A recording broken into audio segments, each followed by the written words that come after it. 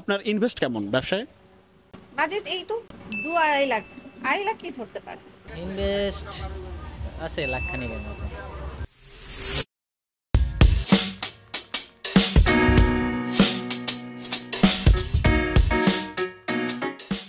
Excuse me আপু, জি বলেন। এই শপ কি আপনার? Yes, এটা আমার। এটা কতদিন হলো আপনি শুরু করছেন? আমি এটা ফেব্রুয়ারি থেকে। ফেব্রুয়ারি থেকে। তো বেসিক্যালি আমাদের একটা ইউটিউব চ্যানেল আছে যেখানে তরুণদের হচ্ছে ইন্সপায়ার করা হয় কিভাবে ব্যবসা শুরু করা যায়। Thank you.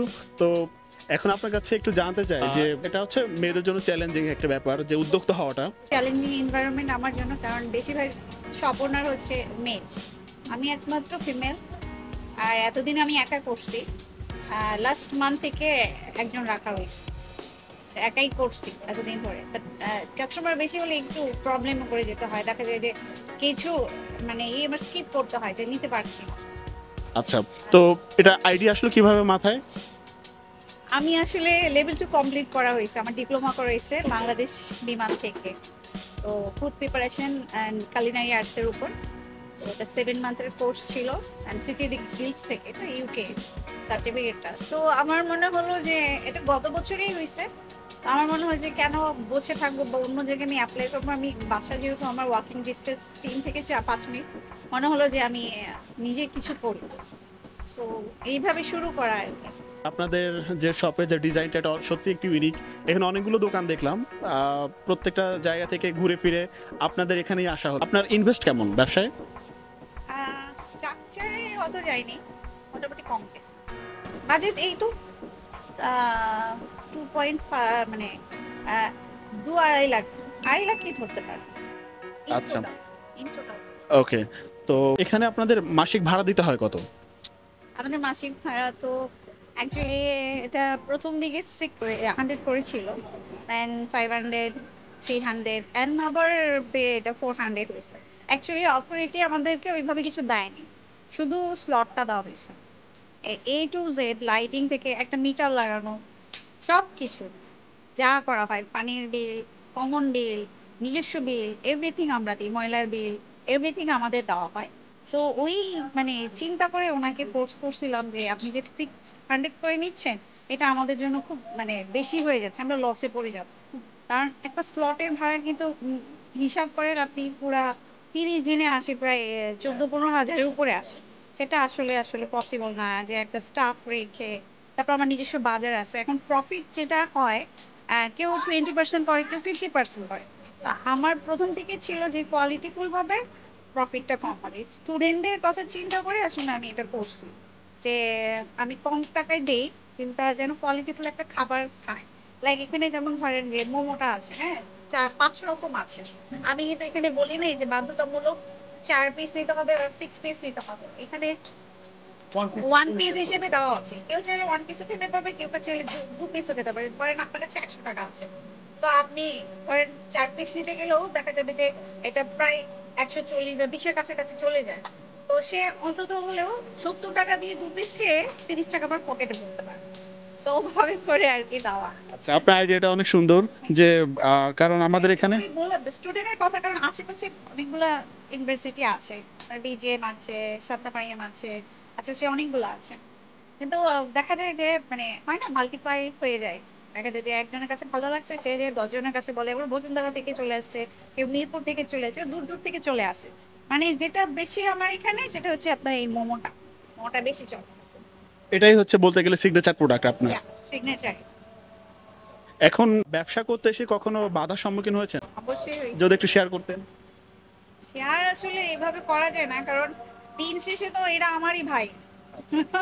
তাই না? হতে পারি আমরা, না আমি কম্পিটিটর ধরবো না, আমার নেইবার ধরতে পারি, বাট দিন শেষে সে আমাদের ভাই। আর আমাদের মধ্যে যদি ইমিউনিটি বা ইউনিটি না থাকে, তাহলে মনে করেন যে এটা আসলে অন্য মানুষ ফায়দা নেবে। সো দ্যাট আমি খারাপ সম্পর্কে খারাপ বলবো না, but as a lady, women, yes I face lots of critical situation. Kind of একটা প্রেশার ছিল।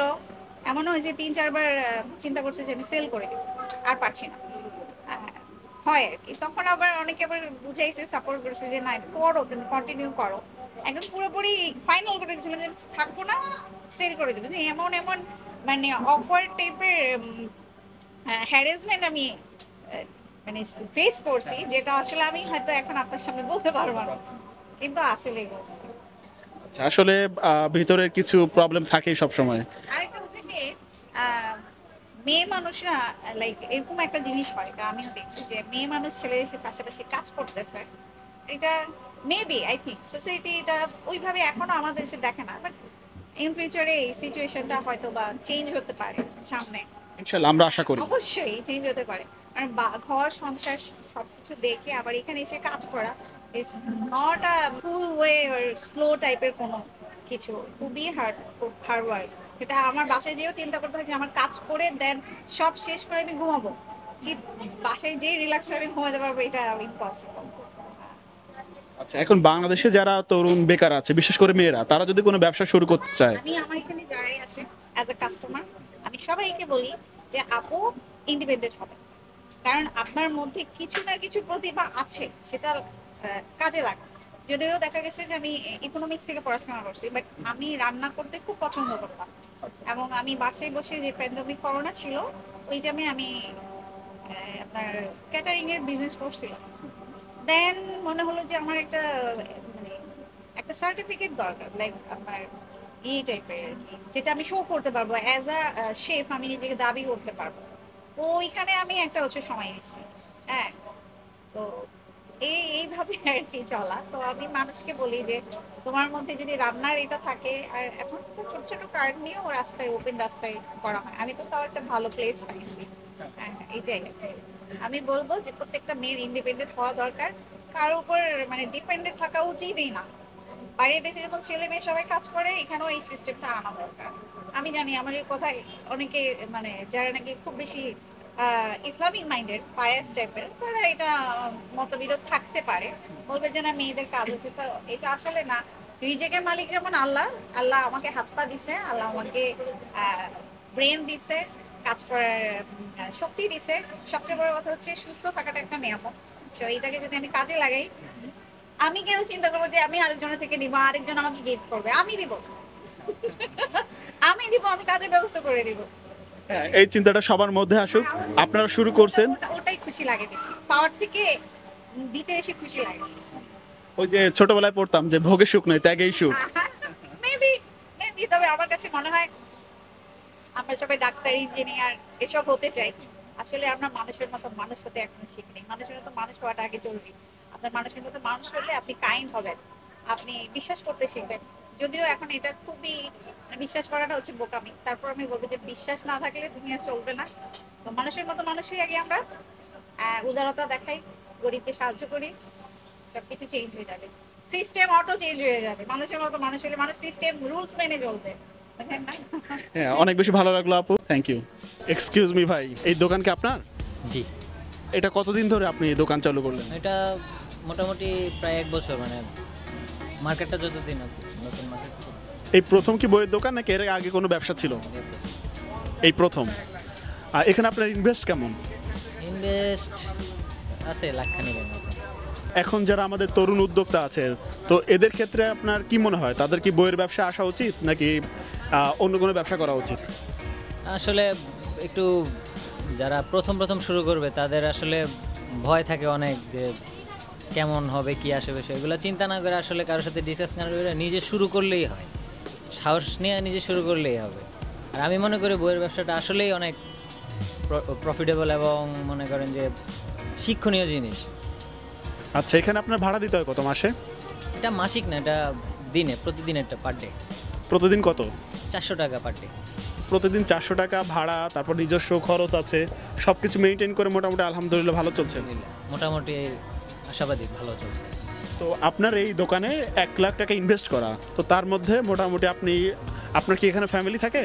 জি, সম্পূর্ণ খরচ কি এটা থেকেই মেনটেন হয়?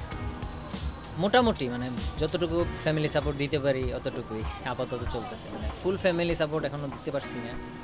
আচ্ছা, ইনশাআল্লাহ দোয়া করি খুব তাড়াতাড়ি পারবেন। নতুন নতুন তো একটু অবশ্যই দোয়া করবেন। আর সবার দিক থেকে হচ্ছে আপনার সাহস লাগবে। মেন কথা হচ্ছে বিজনেসের জন্য অনেক সাহস দরকার, সাহসটা করে শুরু করলেই হবে। হ্যাঁ, শুধু প্ল্যান না করে শুরু করে দিতে হবে।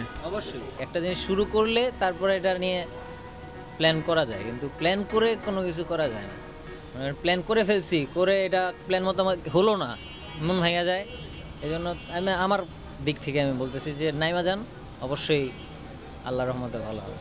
এর পাশাপাশি কি অন্য কোনো আপনার বিজনেস আছে নাকি শুধুই বই দোকান? না, এটাই এখন ভবিষ্যতে কি প্ল্যান আপনার? ভবিষ্যতে, এটাই। আল্লাহ যদি ওরকম হয় তাহলে বড়, আরো বড়। আপনার কি শুধু হচ্ছে অফলাইনে, অর্থাৎ দোকানে কি অনলাইনে ব্যবসা আছে? না, অনলাইনটা আপাতত সময় দিতে পারতেছি না, এই জন্য অনলাইনটা অফ। এমনি পেজ আছে কিন্তু চালানো হয় না ওইভাবে আর কি। এমনিতে এটাই মার্কেটিং এর মেইন প্লেস এটাই। আচ্ছা, পেজের নাম কি আপনার? আমার প্লেসে না আপনার বুক অ্যান্ড পিরিয়ডিক্যালস। আমাদের যারা তরুণ উদ্যোক্তা হতে চায়, তো তাদের ক্ষেত্রে আপনার পরামর্শ কি হবে? আমার পরামর্শ হচ্ছে, যদি ওরকম সাপোর্ট থাকে বিজনেসের ক্ষেত্রে, অনেকে প্রথম নামলে বাসা থেকে সাপোর্ট পায় না, বিভিন্ন জায়গা থেকে বাধা আসে, ওগুলা মোকাবেলা করে আসলে যদি সাহস নিয়ে, মূল কথা হচ্ছে সাহস নিয়ে যদি নামে, অবশ্যই। যেমন এখানে ফুড কোর্ট, অনেকে রাস্তায়ও কাজ করতেছে, সাহস লাগে ভাই বিজনেস করতে। আমি বড় একটা, যদি আমার ব্যাকআপ থাকে বড় সমস্যা নেই, কিন্তু যার যতটুকু সম্ভব সে অতটুকু নিয়ে যদি বিজনেস করে, অবশ্যই আল্লাহর রহমতে বরকত আল্লাহ দিবেই। ইনশাআল্লাহ। তো দোয়া করবেন। আল্লাহ হাফেজ।